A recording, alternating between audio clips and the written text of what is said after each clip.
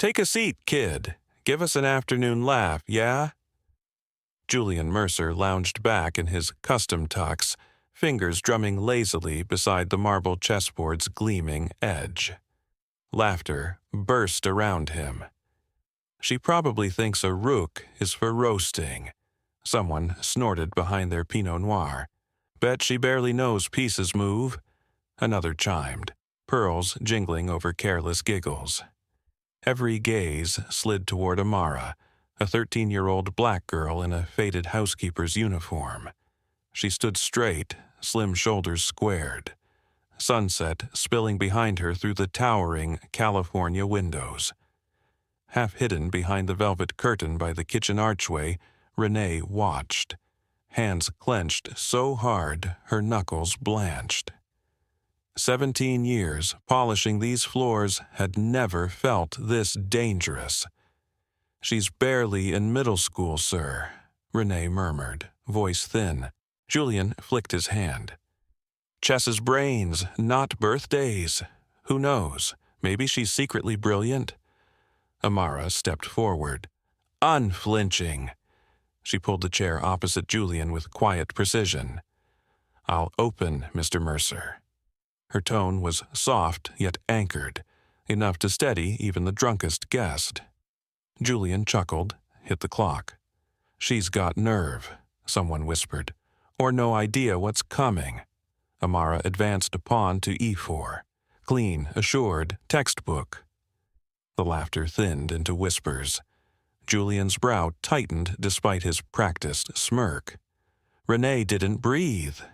Her mind raced back to late nights in the tiny staff kitchen, flashlight and borrowed library chess books spread while Amara traced moves like prayers. In that breathless pause, with a lone pawn claiming the center, something shifted, not just on the board but in the room's air, in people's chests, in what felt possible. Amara hadn't merely moved wood. She nudged a room, a bias, a mountain of doubt. If this story sparks anything in you, don't hoard it. Share your thoughts, your city, your heart. Drop a comment, say where you're watching from, and how Amara's quiet force hit you. If stories can heal and provoke, hit like subscribe for more courage-sized tales.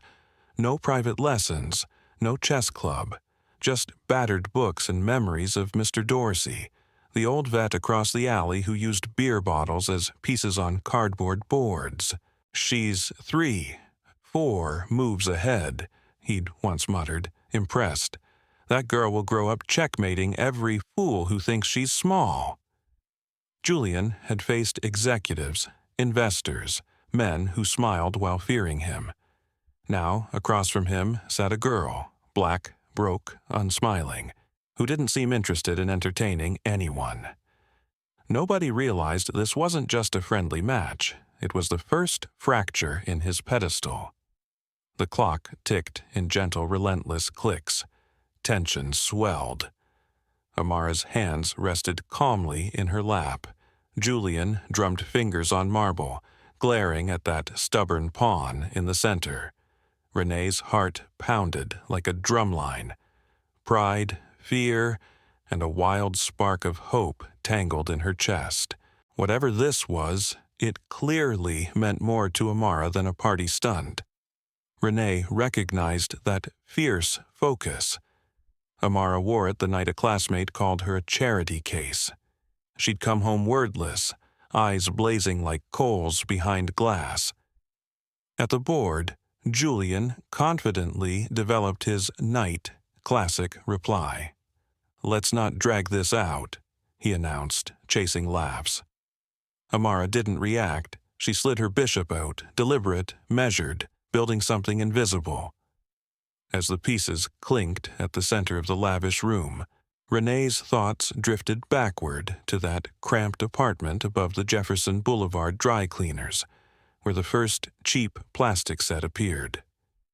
7-year-old Amara had dug it from a thrift store bin. 50 cents and infinite potential. Renee couldn't tell bishops from pawns, but she remembered the glow in her daughter's eyes like discovery. Every late shift back then ended the same way. Renee opened the door to find Amara hunched over the checkered board, whispering move names like spells to imaginary opponents. "You need real people," Renee once said. "I have me," Amara replied, "and the books." Library loans stacked by her bed, Capablanca, Fisher, Polgar. She devoured them like novels, battlefields unfolding vividly. Her notebooks brimmed with move notations, cryptic hieroglyphics mapping private universes Renee barely comprehended. Back in Mercer's parlor, Julian leaned back, lips thin. Amara had just pinned his knight, forcing yet another retreat. Guests weren't laughing now. They watched. "She's really playing," someone breathed.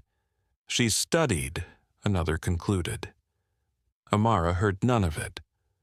Only lines, pressure, counters, the invisible geometry she understood better than conversation. She'd read patterns in more than books, cafeteria lines, teachers' dismissive glances when her hand shot up, adults mistaking quiet for clueless. Chess, to Amara, was proof of mind in hostile spaces.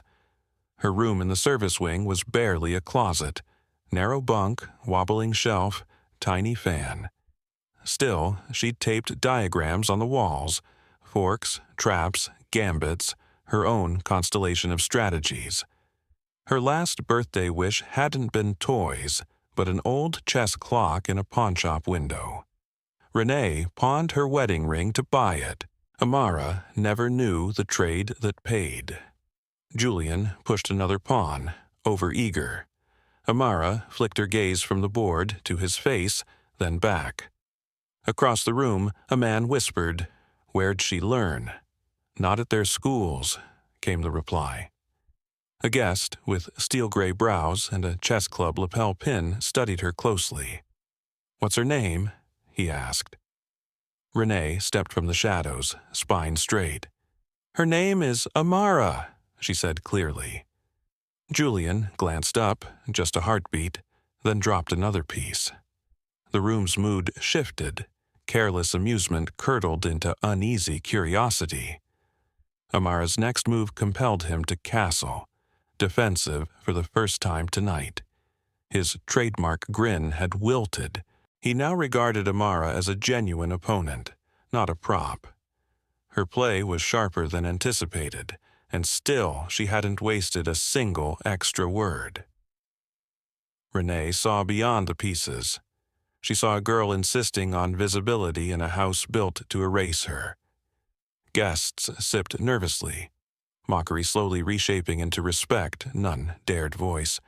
"That's my girl," Renee whispered under her breath. Julian advanced a pawn, weak, obvious. Amara captured decisively, setting a threat. "3 moves deep," the chess club man murmured. "Not talent alone, that's discipline." "She's not just good," he added. "She's precise. Must have played daily for years." "She has," Renee replied quietly. "Taught herself. No coach, no program, just pages and stubbornness." He stared, reconsidering everything. "Then we're not watching luck," he said. "We're watching a prodigy." Outside, the sun slid behind the hills. Shadows stretched long, while tension thickened around the board like invisible concrete.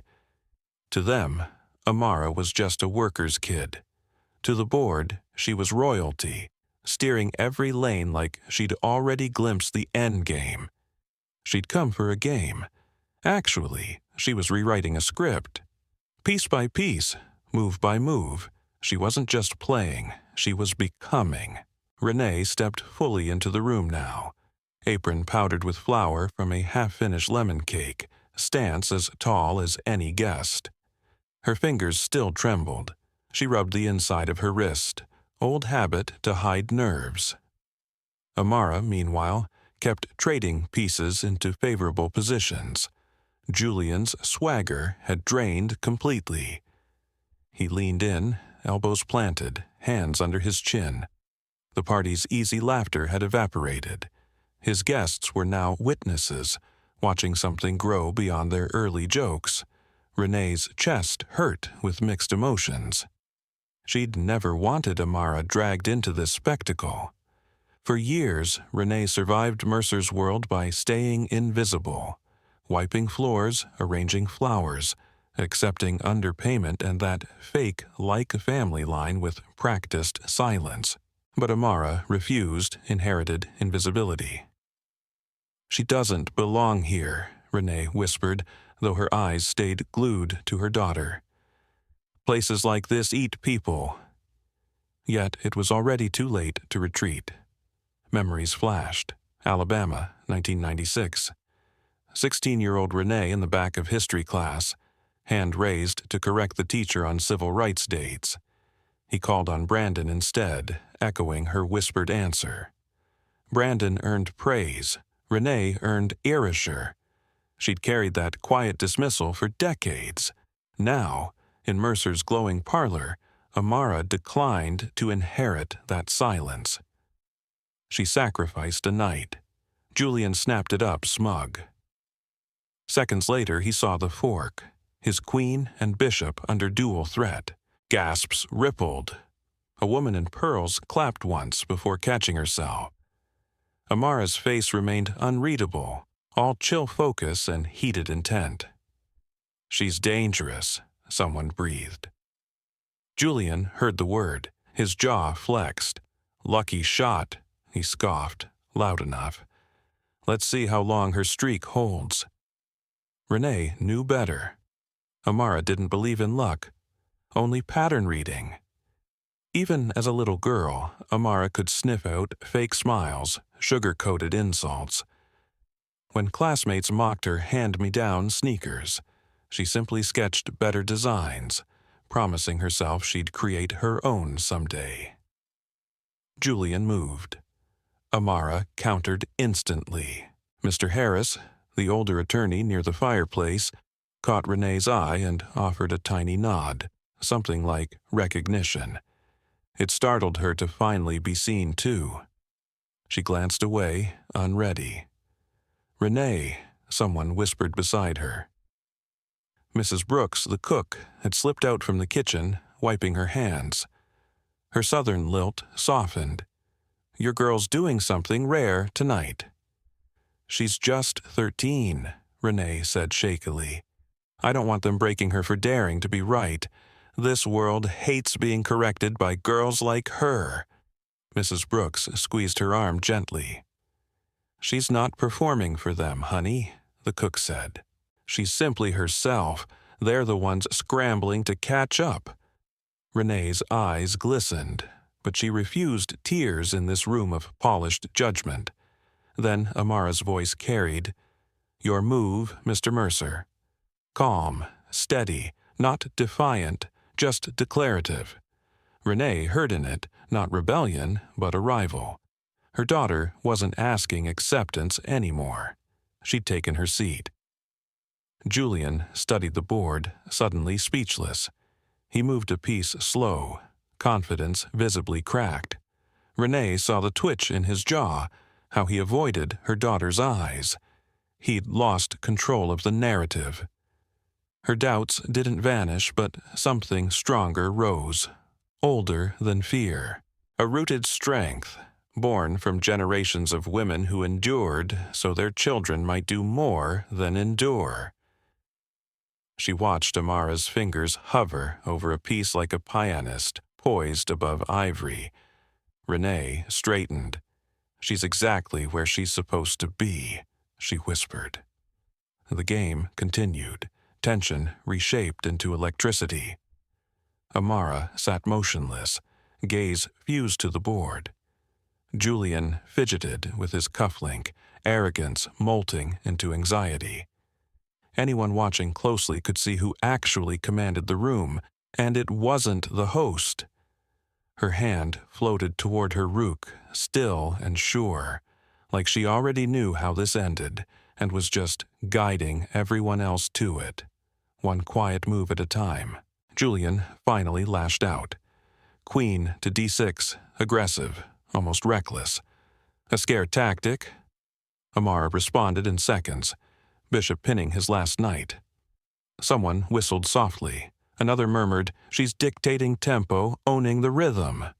A server circulated champagne, but no one reached. Nobody wanted to miss a single move. For the first time at his own gathering, Julian realized he wasn't the gravitational center. Amara was. "Where'd you learn?" he asked, trying for casual, but his voice sharpened. Amara met his gaze briefly. "Books, and people who didn't believe I could." The room's silence deepened. Julian cleared his throat. "Sometimes confidence is just naivete," he said. Amara tilted her head. "Sometimes it's earned." Renee exhaled shakily. The calm in her daughter's tone hit harder than any cutting remark. Julian moved again, slower now, trying to anticipate her instead of reacting. But he was already behind on the invisible scoreboard. Amara's knight leapt, toppling his bishop. Gasps. An involuntary clap, quickly stifled. No one could pretend this was still novelty. Mr. Harris leaned toward a companion. "She's not just beating him, she's schooling him." A ripple of unease swept through guests watching power quietly tilt. Julian rubbed his temple, masking panic. "You know you're not supposed to embarrass your host, right?" Amara slid her queen forward, placing him in check. She didn't reply. The board spoke for her. He stared, fingers hovering over desperate options. "I underestimated you," he muttered. Amara blinked. "Most people do." His laugh came out thin. "You enjoying this?" "I'm just playing," she answered. It was true. Renee felt something uncoil inside, relief, awe. Amara wasn't here to humiliate anyone. She was here to be undeniable. Excellence was the only language this room seemed willing to respect. Mrs. Brooks murmured, "Lord, that child scares folks who think they've got it all figured out." Julian nudged his queen in another delaying shuffle. Amara's rook slid to E1. Check again, cold and clean. The move was surgical. Guests clutched phones, not to film, but to anchor themselves. Julian's curated persona, his easy dominance, cracked like thin porcelain. He hadn't misread just her skill, he'd misread her existence. In this glittering room of marble, art, and wine, a teenager from the service wing quietly made history. The whispered kind that haunts future dinners. "Remember that girl at Mercer's house." The clock's steady tick no longer echoed pressure for Amara, just rhythm. Every click reminded her everything has a moment, even reckoning. Tonight, it had shown up right on time. Her eyes scanned the board like surveying a map, charting exits and ambushes. Julian, once the confident local king, looked like a lost tourist in a city he thought he owned. The marble beneath Amara's chair glimmered with chandelier light. Her feet barely grazed the floor, but her presence carried weight. Fingers tapped lightly on her leg, not nerves, tempo. She counted moves effortlessly. Julian hurled his knight forward, capturing her last pawn. He cracked his knuckles like reclaiming ground. "Thought you'd miss that," he said. Amara didn't answer. Her knight advanced, and she whispered, "Pawn to E4. It was the first phrase she'd repeated from the opening. Murmured to herself like a spell. Julian finally saw the snare, realization crashing a second too late. The room absorbed a collective breath. "That wasn't defense," someone whispered. "That was bait." Julian's lips flattened. He calculated, recalculated. Every line bled losses. Amara had closed in, not through brute attack but unshakable patience and vision. Renee remembered Amara after an online loss to a stronger engine. "It's not about attacking," she'd said. "It's about making them feel like nowhere is safe." That's what she'd done tonight. Julian tugged at his collar, sweat beading his hairline. A guest coughed, trying to puncture the tension. It failed. The board had become a brewing storm, and Amara controlled the sky.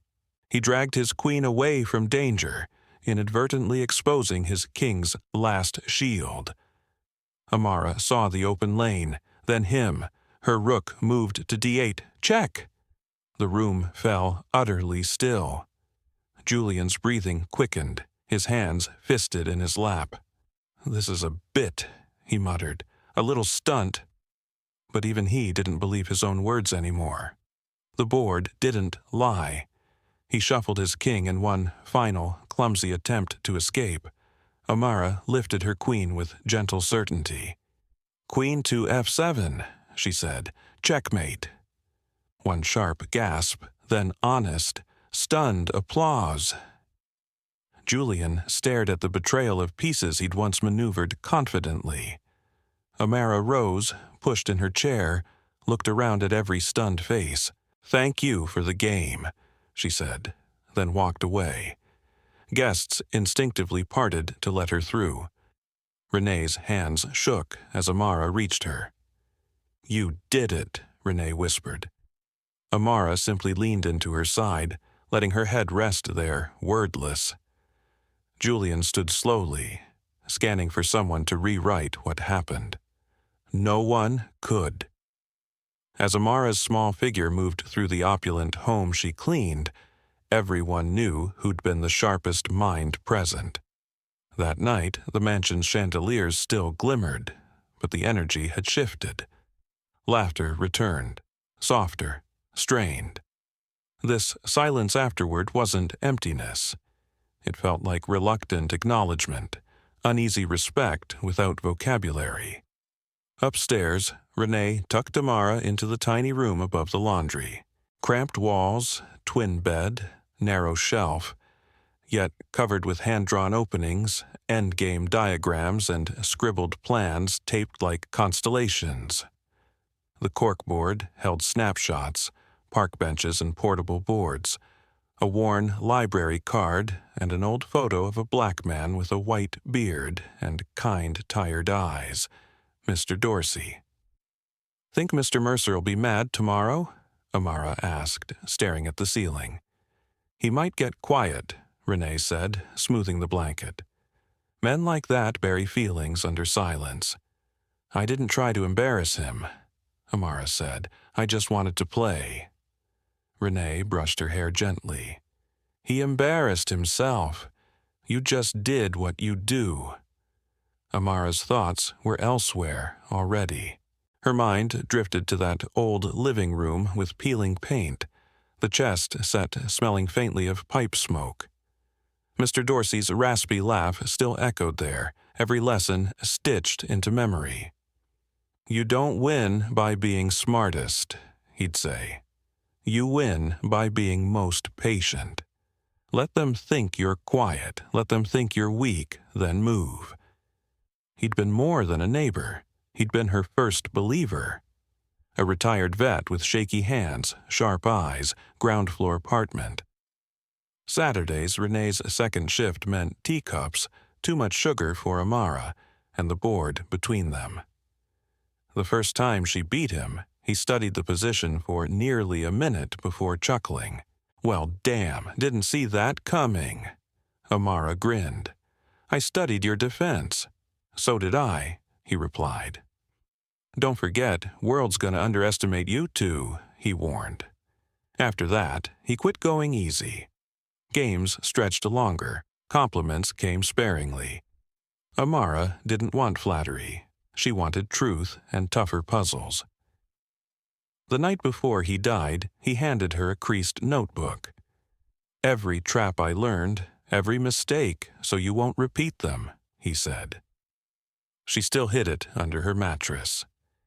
Back in the present, Renee adjusted Amara's thin blanket. "You did something brave tonight," she whispered. "Is it brave if it's just chess?" Amara asked. It's never just chess when they expect you to lose, Renee replied. They shared a thick, understanding silence, mother and daughter communicating in breaths.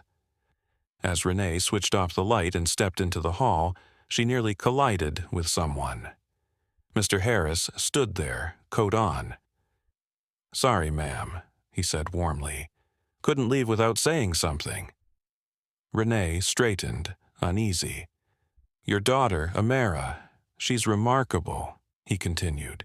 "I've been in the state chess circle 30 years.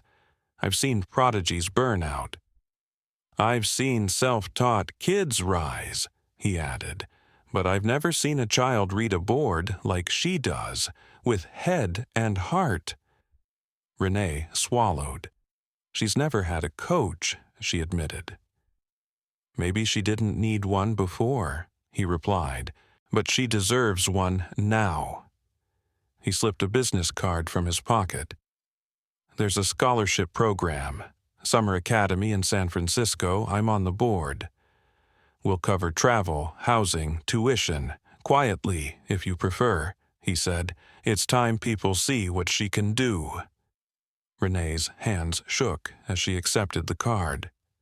"That's extremely generous." "It's overdue," he answered. He tipped his hat and left, leaving Renee alone with a thin rectangle of paper that suddenly felt like a key. Amara stared at garden lights through dusty glass, mind still replaying lines. She let herself feel pride for once. Not about humiliating anyone, about opening a door. By morning, the story had slipped beyond Mercer's walls, spreading through Brentwood gossip networks like wildfire. No camera had caught the game. Yet memories traveled faster than video. Guests retold it with awe, discomfort, or irritation. Julian said nothing publicly, his silence feeding rumors more than any statement. He came late to breakfast, ignored staff, shoved aside his smoothie. In the sunroom, newspaper untouched, toast cold, he stewed. Losing wasn't his habit, especially not to the maid's daughter. "At the club, it's all they discussed," Mrs. Mercer finally said, stirring her coffee. "Your little match left an impression."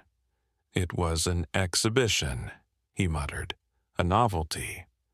"Some novelties reveal too much," she replied. Downstairs, Renee chopped vegetables when Mrs. Brooks handed her a folded note. The ink slanted sharply. "Ms. Renee, Bay City Chess Institute wants to evaluate Amara. I've arranged sponsorship, travel, lodging, tuition. She deserves spotlight, Harris." Renee tucked the note into her apron, heart hammering. This wasn't just about the board anymore. It was about what could unfold for both of them. Upstairs, Amara studied Mr. Dorsey's notebook. She'd turned to the last page, where he'd scribbled a James Baldwin quote. "The place you'll fit won't exist until you build it." She traced the words slowly with her finger. A knock sounded. Renee stepped in, offering a chipped mug of tea. "Mail from Mr. Harris," she said. "He wants to sponsor you." "For the academy?" Amara asked quietly. Renee nodded. "You'd be gone a while," Renee added. "New city, new faces." The thought scared Amara, not from self-doubt, but because she understood what it meant, stepping where she couldn't afford to collapse. "You think I'm ready?" Amara asked. Renee rested a hand on her shoulder. "You've been ready. The world's finally catching up." Amara inhaled deeply. "I want to go. I want to play for real."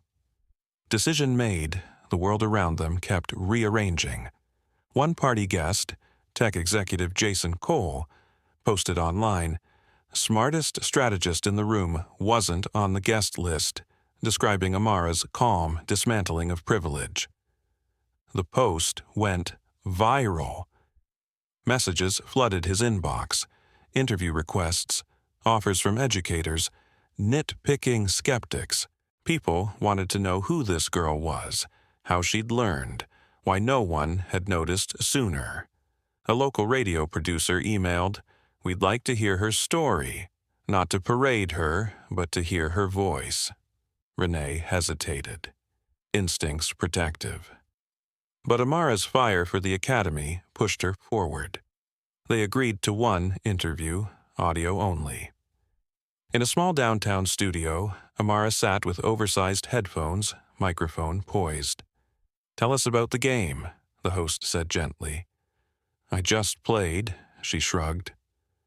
"Were you nervous?" he asked. "Yeah," she said, "but not scared." What do you hope people remember? Amara thought. That it wasn't an accident. Sometimes the person nobody watches is noticing everything. The interview lasted 10 minutes, but its echo stretched days. That evening, walking home under a hazy sky, Amara asked, "You think Mr. Mercer will talk to me again?" Renee squeezed her hand. "I think he'll think about you more than he speaks," Renee replied. "Sometimes that's better." Amara nodded. She didn't need his words. She was building her own vocabulary, one careful move at a time. 3 days later, Renee's phone buzzed, non-stop. Strangers calling, emailing, wanting pieces of Amara's time, her story. Renee had always lived like background music, constant, unnoticed. Suddenly, the volume had turned up. She declined TV spots and sidestepped reporters. Fame felt predatory. Then she read one email twice. It was from Carmen Vega, founder of Queens in Motion, a nonprofit uplifting underrepresented chess talent. Carmen's message was simple. "I heard Amara on the radio. Her clarity reminded me why I started this. We don't want to exploit her story, we want to guard it." Renee showed Amara that night. "You think she's sincere?" Amara asked, thumb on her cheek. "We'll ask good questions and see," Renee said. 2 days later, they met Carmen at a quiet cafe. Mid-40s, graying braids, observant eyes, Carmen radiated calm. "I don't want Amara as anyone's mascot," she said. "She deserves to compete on her terms." Amara leaned forward. "I want to play where I belong. I promise you this," Carmen replied. "They'll want you. Maybe not for the right reasons yet. Your job is making sure you still want yourself when they do." The words lodged deep. By meeting's end, they'd agreed. Amara would train with a grandmaster, Coach Marco, and prep for regionals under her full name, Amara Lane. No initials, no disguises. Practice began the following week. Coach Marco, a gruff former Eastern European champion, was infamous for hating small talk and molding disciplined players. "She doesn't play textbook," he muttered after their first session. "She plays by instinct, dangerous, refinable." He drilled her relentlessly. Endgames, time scrambles, brutal analysis of losses. Amara soaked it up, each correction fuel. Outside, headlines buzzed. Inside their small apartment, she remained a girl chasing deeper understanding. Then, 3 days after she clinched the regional title, a thick cream envelope appeared in their mailbox, gold National Chess Federation emblem glinting. Renee stared before sliding it into her coat and heading upstairs. Amara sat on the living room floor, piecing together a 3-layer chess puzzle Coach Marco had gifted. Plastic boards floated on risers, pieces suspended midair.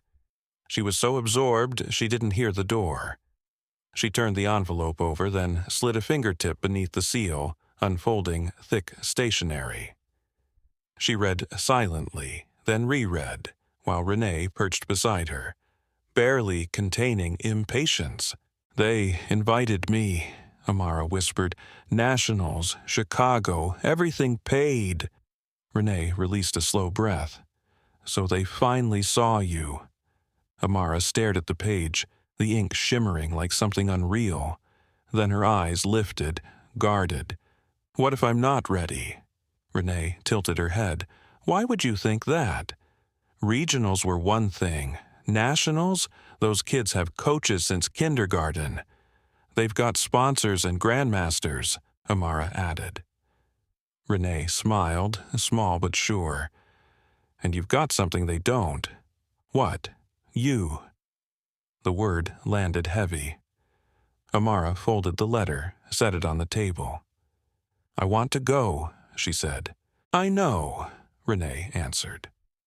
Days blurred. Carmen handled logistics with the Federation. Coach Marco doubled training. Renee picked up extra shifts, padding anything scholarships might miss.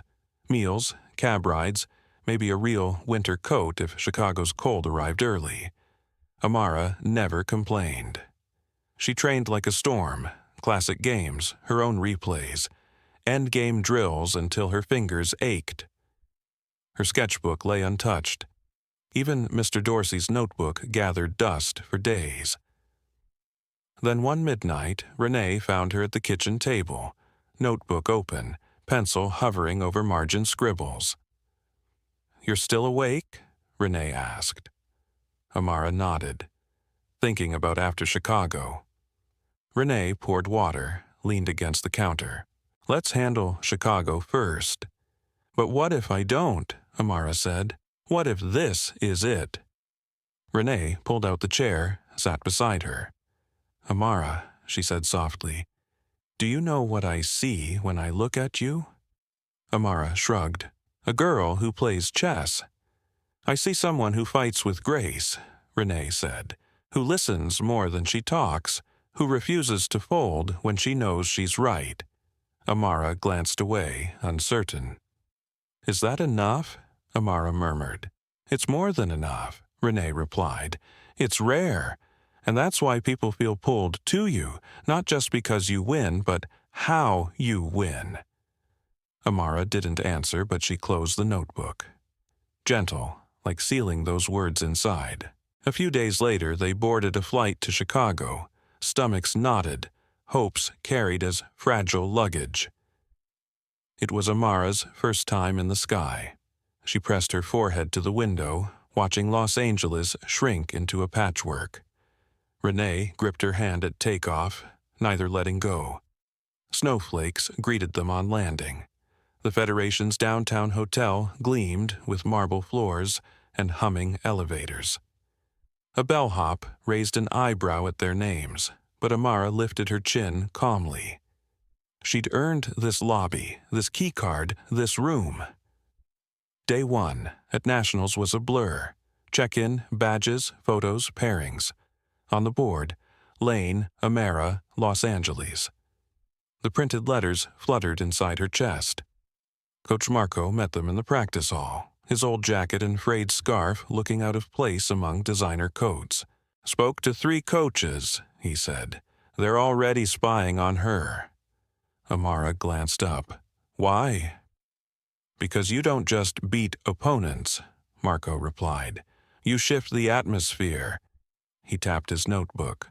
"First rounds tomorrow. Sleep. Don't chase brilliance. Chase clarity." Amara nodded. She didn't need fireworks, just a board she could read.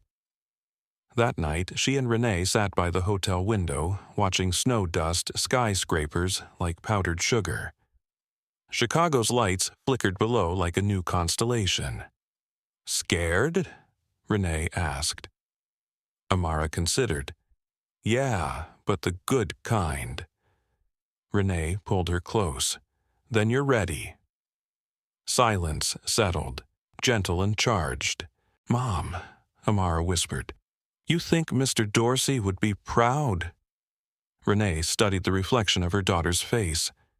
Steady, older somehow. "He'd be proud," she said, "but he wouldn't be surprised. Because he'd always known this was coming. The day the world finally saw what he'd seen years ago. A girl who didn't just play chess, she rewrote it." The Chicago National Chess Center felt like a cathedral devoted to silence. Hundreds of boards spanned the gleaming floor, each haloed by overhead lights, each hosting its own private war. Amara sat at table 17, ID badge resting against her chest. Heartbeat calm.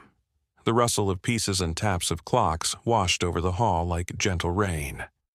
Her first opponent, Leo from New Jersey. Quick hands, confident stare, a reputation for pulverizing openings with pure aggression. He slammed out the king's gambit, flashy, taunting. Amara didn't flinch. She declined the bait, sliding into a Caro-Can shell, quiet, stubborn, suffocating.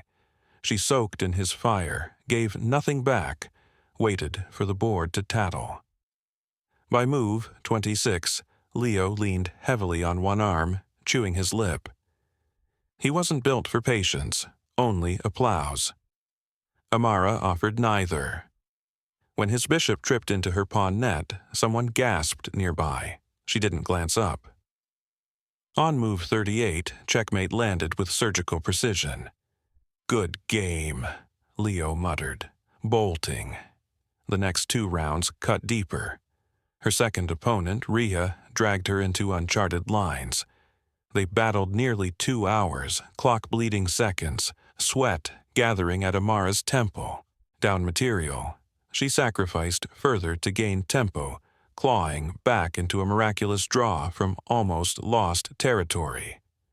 By round 3, whispers snaked through the hall. "That's the radio girl, right?" "No academy, just some local coach." She crushed Mercer's protege at regionals. "Yeah, this isn't luck." Amara heard none of it. Renee had drilled one rule: keep your world small. Board, clock, breathe, that's it. In the players' lounge, Amara unwrapped a hotel breakfast sandwich, banana, half muffin, and a napkin scribbled in ink. "You don't have to be the best to belong. You already belong, Mom." Amara smiled, pocketed it. Coach Marco appeared, arms folded. "You're lingering too long in the middle game," he said. "You freeze when you stop trusting what the board's shouting." "I'm avoiding overextension," Amara argued quietly. "Risk isn't the enemy," Marco replied. "Hesitation is." She nodded. He handed her a folded score sheet. "This game cost me my championship. Memorize it." She accepted like receiving holy text. After the 4th round, Renee hugged her longer than usual. "How's your head?" she asked. "Noisy," Amara said. "That's okay," Renee replied. "Just find the quiet place inside all that noise." Snow whispered against their hotel window that night. Renee brewed tea in a tiny kettle, while Amara cross-referenced Marco's brutal annotations with Mr. Dorsey's softer notes. Strategy and instinct began to braid. As they settled into bed, Renee whispered, "You're doing it, not someday, now." Amara rolled over. "I want to win, but not just the trophy." Renee smiled. "What else?" "I want them to remember how I played," Amara said. Next morning, final round. Her opponent, Aaron Tran, reigning junior national champion, composed lethal. His coach hovered nearby, arms crossed, giving a single approving nod. The board between them already buzzed with legend. A judge adjusted the clock, glanced at both players. White to move. Amara opened with pawn to d4. Aaron answered with the Nimzo Indian, controlled and flexible. They didn't clash, they conversed. Every move from Aaron asked, "Can you handle this?" Every reply from Amara answered, "You've been late, I've been ready." Games around them faded into an indistinct hum. Half the hall had drifted over by the midpoint. Renee gripped her coat from the back row, whispering half-remembered prayers. Amara sacrificed a bishop for activity, trusted a knight to anchor the center. She let her king wander dangerously, luring pieces into places she'd mapped 15 moves ahead. Aaron squinted, missing a final thread in the web. Amara's rook slid, quiet as breath. "Checkmate," she whispered. Aaron leaned back, stunned, then rose without hesitation to shake her hand. "Beautiful game," he said. "Yours, too," she replied, meaning it. Judges tallied, scores locked. Minutes later, the projection flashed. First place, Lane, Amara, Los Angeles. Renee ran forward, tears spilling. Marco allowed a rare, lopsided smile. Carmen snapped a photo just for them, not the internet. Amara stood still, trophy in hand, lungs tight. She'd done it, not chasing applause or headlines, but proving first to herself, then everyone else, that brilliance answers to no zip code. No last name, uniform, or bank account could restrict what lived in her mind. Her heartbeat thudded like a queen, stepping from the back rank. Undeniable, unstoppable, finally seen. Hours later, ceremony confetti cleared, the grand hall emptied. Staff folded chairs and stacked boards. Amara lingered center stage, trophy warm in her grip, gaze turned inward, future unfurling silently. Renee stood beside her, camera dangling, tears she'd tried to swallow. Still shining, this was more than hardware, it was proof. Every sacrifice, every quiet humiliation had not been pointless. "Your first nationals," Renee whispered. Amara's voice came soft. "Feels like the first of many." Outside, city lights blazed. Renee wrapped her coat around Amara's shoulders as they walked toward the hotel. "Mom," Amara said, eyes on the skyline. "Remember Mr. Dorsey's notebook?" Renee smiled. "Every scribble." Amara pulled the battered journal from her bag. Pages softened from years of studying and hope. She opened to the last page, where his handwriting still declared, "You build the place you fit." Amara traced the letters. "He knew, didn't he?" Renee nodded. "He knew you'd carve out your own space," she said, even when every door stayed closed. They walked in quiet, the sounds of traffic and distant laughter wrapping around them. "What are you thinking?" Renee asked. Amara closed the notebook gently. "What comes next?" She looked up at the glass hotel front, gleaming, ambitious. "I don't just want trophies. I want change." Renee stopped, turning fully toward her. "What kind of change?" Amara hesitated, rehearsed speeches crumbling into raw honesty. "I want kids like me to know they can sit at any board, and that they belong there, too." Renee hugged her. "Then we start tomorrow."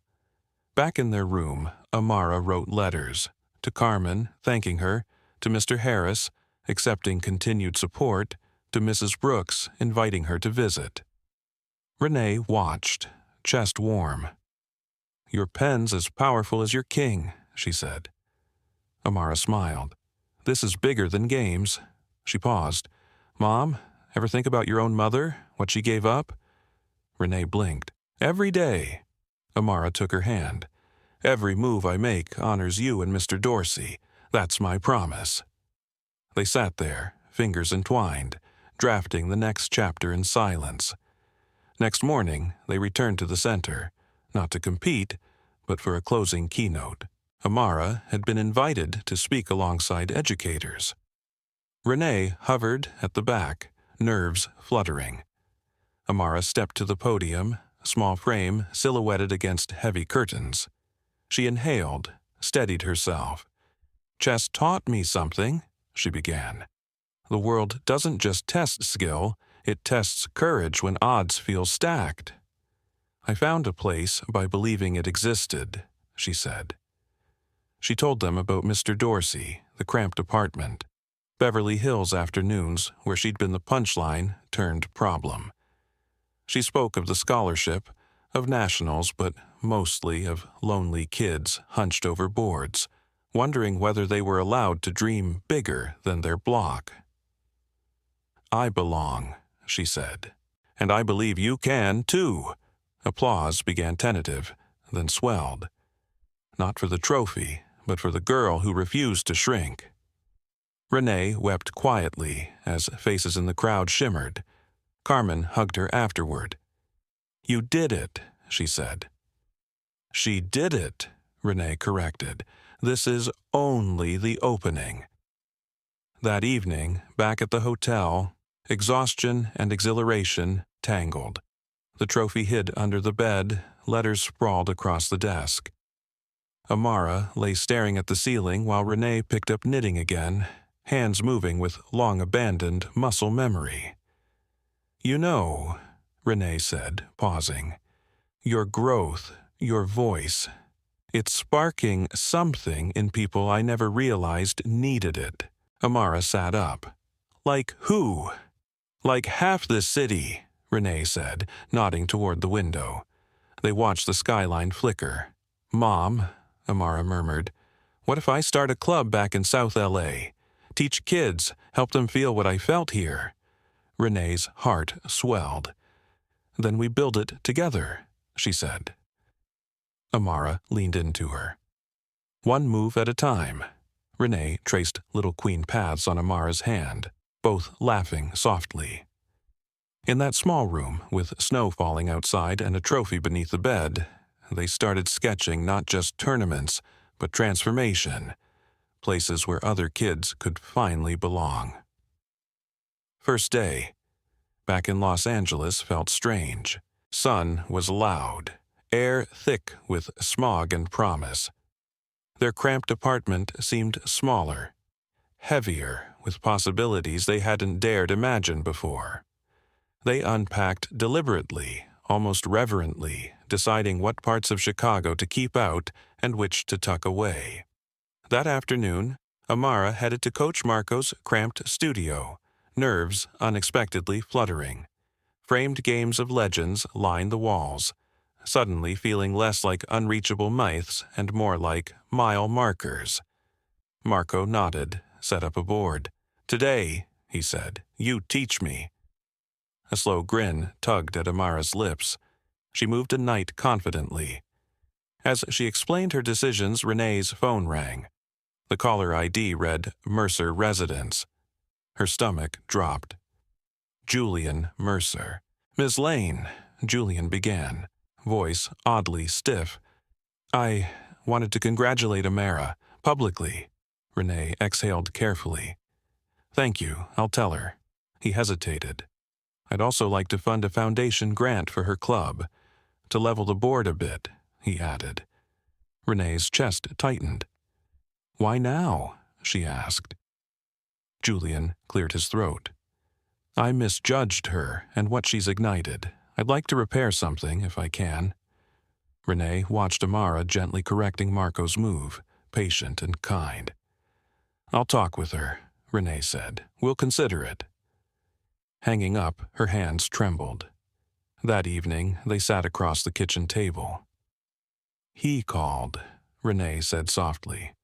"Wants to help." Amara frowned. "Why?" "Says he wants to fix what he broke." Amara brushed fingers over the tiny Rook tattoo Renee had gotten her after nationals. "I think he's scared," Amara murmured, "of what you represent." Renee nodded. "Scared of losing his board." Amara leaned back. "We could accept it, use it to launch the club, but strings? We'd be taking from the same table that once laughed at us," she said. Renee reached across. "Maybe that's exactly where our name needs to appear, on the check, not the menu. If we build with his grant," Amara said. "Do we owe him anything?" Renee shook her head. "We set terms. We hold the vision." Amara inhaled. "Then, we say yes." Next morning, they met Julian and his assistant in a small conference room off the Mercer estate. Polished oak table, soft lighting, tea poured into quiet. Julian stood to greet them. "I'm sorry," he said, looking between them, "for treating you as entertainment. You deserved respect, not spectacle. I hope this grant can help shift things." Amara's voice stayed steady. "Respect isn't bought," she said. "It's built. I won't trade my voice for funding." Julian's jaw tightened, then relaxed. "You won't have to," he said. "You'll have my trust." Papers were signed. The Amara Lane Chess Initiative was born. Scholarships, workshops, coaching stipends, seed money, and silent expectations. 2 weeks later, their first club meeting filled the community center with restless, hopeful energy. Dozens of kids, Black, Latino, Asian, white, clustered around tables. Carmen and Marco led instruction. Amara showed openings. Renee handed out lemonade and muffins, scanning faces lit with curiosity. Amara noticed Julian near the back, quietly watching, part observer, part penitent funder. A boy asked timidly, "Why chess?" Amara smiled. "Because people who ignore the board usually need it most." "It teaches you to see the next step," she said. Murmurs of understanding rippled. "We're not just learning moves, we're learning how to think, to stand, to shift rules." Renee watched her daughter teach and knew they'd chosen right. That night, Amara lay in bed, listening to the city's distant sirens. "Did you see him?" she asked. "I did," Renee replied. "I wonder if he really believes yet," Amara said. Renee squeezed her hand. "He sees now. That's further than most ever get." Amara closed her eyes. "Then the match isn't over." "It never is," Renee whispered, kissing her forehead. The community center buzzed again later that month. Long tables lined the room, each with boards and timers, numbers taped carefully along the sides. Kids from everywhere poured in, some nervous, some bragging, some just curious. The initiative's first official tournament radiated more energy than anyone expected. Julian watched from a folding chair, hands clasped. No tux, just a blazer, trying to disappear into the crowd, but his face still recognizable from grant announcements. Renee greeted families at the door, posture different now, presence equal to any guest. Amara rang a tiny bell she'd decorated herself. "Welcome, everyone," she called. "This isn't just a club, it's a place you belong, a place to discover what you can do." Applause broke out. A small boy shot his hand up. "What if I don't know how?" "Then you're exactly who we're here for," Amara said, kneeling. "We'll teach you everything." Renee watched her, pride tight in her throat. A woman, Mrs. Jenkins, approached. "My granddaughter struggles to focus," she said. "I've never seen her so locked in." Renee swallowed emotion. "Thank you for trusting us." She glanced at Julian and realized this night belonged to the community, not him. She tapped a pencil against a makeshift podium. "I don't usually speak," she said, voice steady. "But I need to say this. Amara didn't just light up these boards. She lit something in us. I'm here because I believe in what's possible now." Agreement rippled. Julian watched quietly as tears filled Renee's eyes. Amara joined her, inviting everyone to weekend workshops, mentorships, anything that extended this space of challenge and belonging. When the event ended, families crowded them with gratitude. Volunteers lined up, offering help. People approached Renee not as the maid, but as a leader. Julian stepped forward with an envelope. "I'd like to contribute more," he said. "Resources, whatever you need." Renee smiled carefully. "We're grateful. We'll use it wisely." "Thank you for letting me," he answered, voice low, almost humble. Later, they stacked leftover boards and powered off timers. A poster read, Next meeting, Saturday, 10 a.m., bring your focus. Amara wiped pieces clean. Mom, she asked, ever imagine this? Renee paused. No, but I always believed you'd pull others here. I just never pictured standing beside you. Amara smiled. You've been beside me the whole time. Something in Renee shifted. Her worth no longer felt tethered to her job or paycheck. It pulsed in these kids' faces, in every hopeful question. They shared a long, quiet look, then laughed. Amara tapped a pawn against the board. One move at a time, she said. Exactly, Renee replied. They shut off lights, stepped into warm night air, hands joined, champions on different boards. Another morning, sunlight filled the community center. Today wasn't a regular meeting. It was the initiative's first full tournament. Banners read, "Every move counts," and "Think, learn, grow."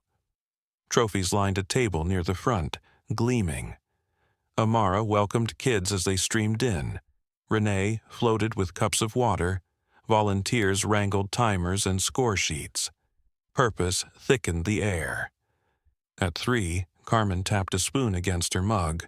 "Let's get started," she called. Voices hushed. Boards reset. Pairings announced. Amara spotted Julian again near the back, his gaze softer somehow.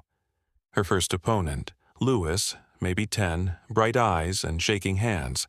He opened boldly with pawn to e4. Amara responded gently, setting a steady pace rather than crushing him outright. Luis played with honest aggression, trading pawns, pushing her back. She used each position as a lesson, murmuring quick suggestions, not correcting to show off but to help him see deeper. When he blundered, she paused. "Want another shot at that idea?" she whispered. Luis nodded eagerly. She rewound 5 moves. This time he spotted the tactic, and she delayed punishing it. "That's the moment you grew," she told him. When he finally checkmated her from that revised position, the room applauded. Luis jumped up, radiant. Amara hugged him. "Beautiful game," she whispered. Renee wiped at her eyes, noticing Julian doing the same. Amara played 3 more rounds, guiding a cocky teen into humility, coaxing a shy girl into confidence with every quiet, patient explanation. By the last round, Amara had 3 wins and a draw. Her final opponent, Celine, had been quietly dominating the bracket. They exchanged respectful nods and slipped into an intense yet friendly rhythm. They traded ideas out loud under their breath, analyzing even as they played. On move 38, Amara offered a draw. Celine smiled and agreed. The crowd erupted, celebrating sportsmanship more than standings. Carmen announced, "By tie breaks, our top spot goes to Amara Lane." Applause roared, but stayed warm, not worshipful. Amara accepted the trophy, scanning faces, kids proud of themselves, not just her. She tapped her bell. "Today wasn't about the winner," she said. "It was about any of you proving you belong at the table. Chess teaches courage, patience, belief." "We're not just checkmating kings," she continued. "We're checkmating doubt." Silence, then cheers. Everyone got something: medals, certificates, affirmations. Afterward, Julian approached, kneeling to her height with a small box. Inside lay a queen-shaped lapel pin. "For the queen of this board," he said. "You've shown me leadership I didn't understand before." Amara's eyes shone. "Thank you." Renee hugged both of them. "You've changed more than this room," she said. "You've changed us." Outside, sunset set the sky on fire. Inside, the center glowed with something brighter. Community, courage, futures being rewritten in real time. Next morning, the apartment felt unusually quiet. Renee brewed coffee. Amara drafted lesson plans for weekend workshops. Trophies on the shelf no longer felt like end points. They looked like starting lines. "Big day," Renee said, handing her a mug. "Yesterday's done," Amara replied. "Today we build." They stepped into crisp autumn air, leaves turning gold along cracked sidewalks in South LA. At the school auditorium, volunteers and parents bustled, prepping for their first community showcase. Part festival, part open house, part invitation. Boards, snacks, posters, sign-up sheets. Every table promised new possibilities. Renee assigned tasks with practiced calm, solving last-minute chaos. Amara, Carmen, and Marco arrived together. Soon backpacks and strollers and neighbors filled the space, curiosity buzzing like power lines. A banner read, "Open Horizons, Chess Fair. Everyone belongs." Pamphlets in English and Spanish listed workshop dates, tournament plans, scholarship info. Amara felt purpose bloom again in her ribs. Renee stepped onto a riser. "I came here as Amara's mom," she said. "But I stand here as part of something bigger, a community she helped us all imagine. We're building not just competition, but belonging," she finished. Applause. All afternoon, Amara taught at one table, guiding kids through Queen's Gambits, coaxing Sophia, now 14 and grieving, into her first confident move. Later, a principal invited them to bring chess into after-school programs. Gregory pledged more support, this time with open ears. That night at home, Renee squeezed Amara's hand. "You turned one game into a movement." Amara's eyes glowed. "We did," she said. Ahead lay travel teams, rural workshops, city park tournaments. The board of their lives stretched wider than ever, waiting for their next careful, fearless move. Greatness can grow in the unlikeliest soil. If you've lived long enough to collect gray hair and grandbabies, you know something many young folks are still learning. Life doesn't always plant greatness in perfect gardens. Sometimes it grows in cramped rooms above laundromats, in neighborhoods people drive around instead of through. Amara's story begins in just such a place. No fancy prep school, no private coach, no polished childhood lined with trophies on the mantel.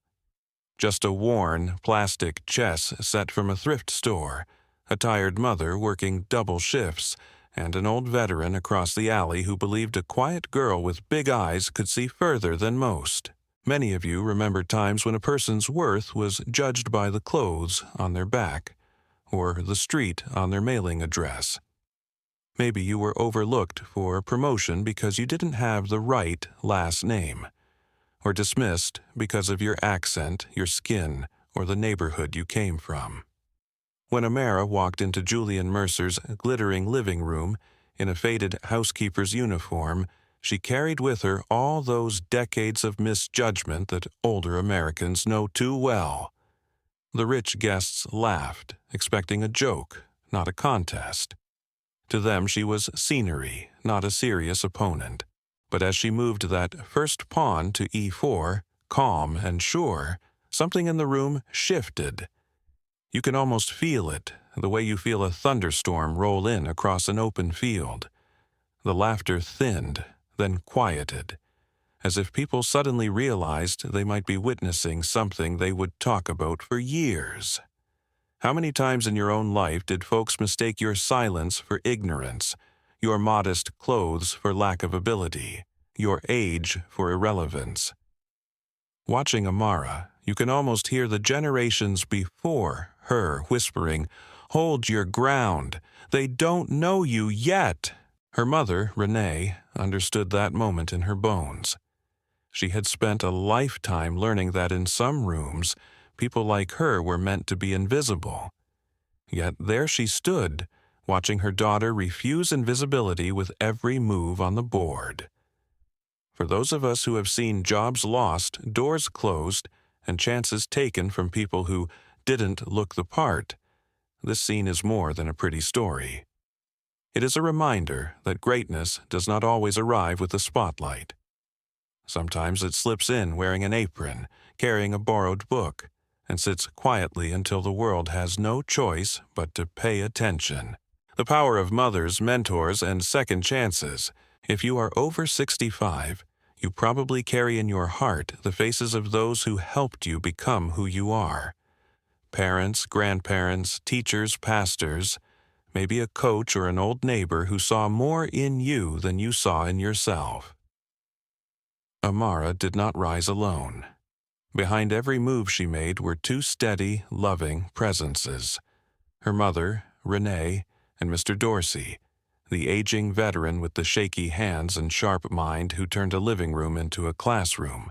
Renee cleaned other people's houses, so her daughter would have a chance to stand in very different rooms one day. Some of you know that sacrifice well, giving up sleep, comfort, even precious keepsakes. So a child could have a book, a bus ticket, or a shot at college. Remember the wedding ring Renee pawned to buy a chess clock? Many of you have pawnshop stories of your own, trading jewelry or tools or heirlooms for a child's opportunity.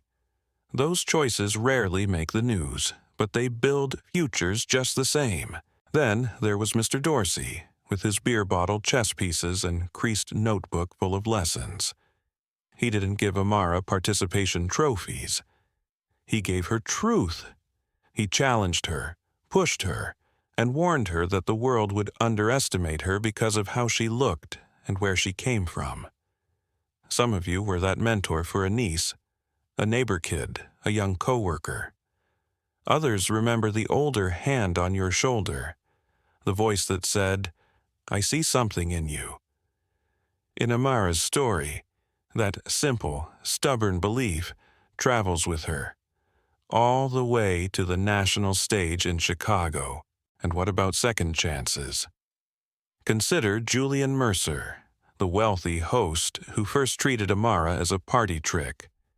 Many in his position might have dug in, defended their pride, and quietly tried to bury the memory of being beaten by a teenager from the service wing. Instead, over time, the loss humbled him. He watched her grow, watched her win, watched her use her success not to boast but to build a club for kids who had never set foot in a chess academy. At some point, he chose a different move. He picked up the phone, offered funding, and apologized. By the time many of us reach our later years, we know we have made mistakes. Times we misjudged someone, stayed quiet when we should have spoken, or enjoyed benefits others never had. Julian's change of heart may not erase what he did, but it does show something important. It is never too late to step onto the right side of a story. For older Americans, this lesson is gentle but firm. You can still be a mentor, still be a supporter, still help repair what was broken. You are not done offering wisdom or making amends until your very last breath. Turning personal victory into shared hope. If you have lived through wars, recessions, social upheaval, and all the quiet battles of family life, you know that winning for yourself is only half the journey. The real legacy begins when your victory opens doors for others. Amara could have stopped after she beat Mercer, after she won regionals, even after she stood in that bright Chicago hall with a national trophy in her hands. She could have kept her brilliance tucked close, using it only to climb higher for herself. But like many of you who raised families, built small businesses, or led community efforts, she chose a harder and more beautiful path. With help from Renee, Coach Marco, Carmen, and yes, even Julian's money, Amara turned her private talent into a public good. She started a chess initiative for kids in South Los Angeles, children who might never have walked into a polished club or flown to a tournament in another state. She sat at folding tables, in a noisy community center, not in silk gowns, but in everyday clothes, teaching nervous youngsters how to move knights and queens, how to breathe through mistakes, how to see possibilities on the board and in their own lives. If you have ever volunteered at a church supper, organized a neighborhood watch, or tutored a child at your kitchen table, you understand what she is doing. She is saying, "What I received, I will now give." Her lessons are not only about openings and endgames. They are about patience, dignity, and the quiet courage of showing up. When she lets a young boy rewind a bad move and try again, she is telling him that in life, we sometimes get another chance, and that learning is more important than pride. When she draws a hard-earned game with a strong girl named Celine and smiles, instead of sulking, she is modeling respect over ego. For older viewers, there is another layer here. Many of you worry about what kind of world your grandchildren are inheriting, about screens and divisions, and the feeling that people talk past one another instead of face to face. Watching Amara's club, you see something hopeful.